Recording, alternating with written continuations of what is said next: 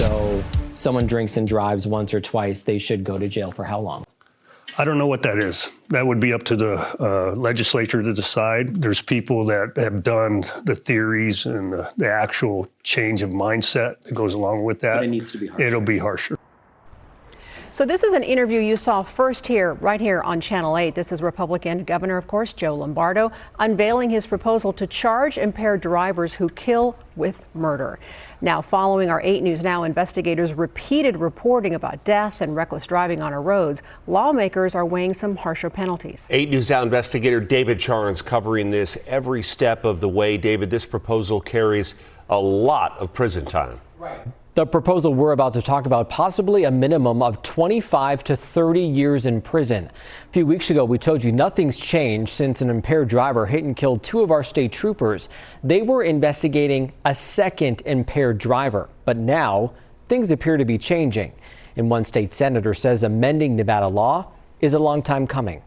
We live in basically the alcohol consumption area of the world here in Las Vegas. It's something Las Vegas offers that's having deadly consequences. I want to make Nevada, Las Vegas, Southern Nevada, a safe place not only for our residents to live in, but I want to put our visitors on notice that we're going to hold you accountable for responsible behavior when it comes to your alcohol consumption. And if you kill somebody, you're going to be held accountable here. But Republican State Senator Jeff Stone says that accountability needs work. Right now, Nevada's DUI with death law carries a possible prison sentence of 2 to 20 years. The man who drove drunk and killed 2 state troopers in 2023 is serving a 16 to 40-year sentence. It's the maximum possible penalty. Stone says it's not enough. I went to those funerals and I saw these families that were just destroyed.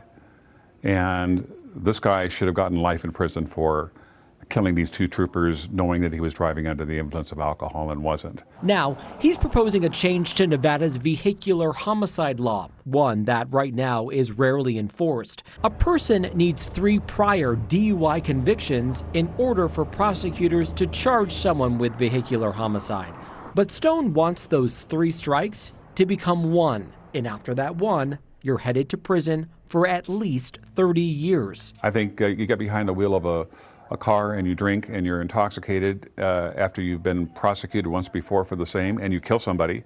I don't think you should be able to just walk away after 2 years after devastating an entire family and taking somebody's life away from them. In other words, you knew you were drunk. You made the decision to get into a car, and as a result of your actions, there was a death that occurred. Republican Governor Joe Lombardo unveiling a similar proposal to charge impaired drivers who kill with second-degree murder. The minimum for that under the law right now is 10 years in prison.